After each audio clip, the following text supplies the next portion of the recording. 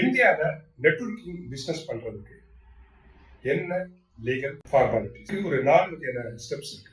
முதல் விஷயம், நீங்க இந்தியாவில் எந்த தொழில் பண்ணாலும் கம்பெனி ரிஜிஸ்டர் பண்ணிருக்கணும்.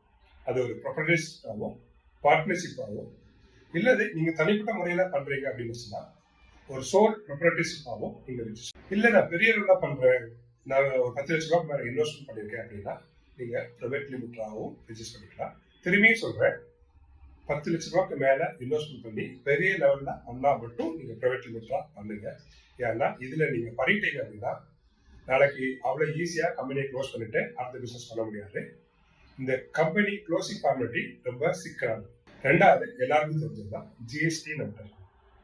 மூணாவது, ஒரு ஆஃபீஸ் அட்ரஸ். இதுக்காக நீங்க ஒரு பெரிய ஆஃபீஸும் சின்ன கடை எடுக்கணும் அவசியம் கிடையாது. ஸ்டார்ட் அப் பொறுத்தவரைக்கும் நீங்க உங்க வீட்டுல இருந்தே ஆரம்பிச்சிடலாம். வீட்டோட அட்ரஸே கொடுத்துக்கலாம்.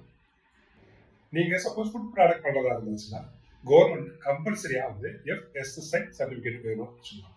இதே நீங்க டெக்ஸ்டைல் பண்றீங்க இல்ல க்ரோசரி பண்றீங்க அப்படின்னா இதுக்கு தனிப்பட்ட லைசன்ஸ் கிடையாது. அதனால நீங்க பண்ணலாம். இந்த ஃபுட் ப்ராடக்ட் பண்றதா இருந்தால் மட்டும் கொஞ்சம் யோசனை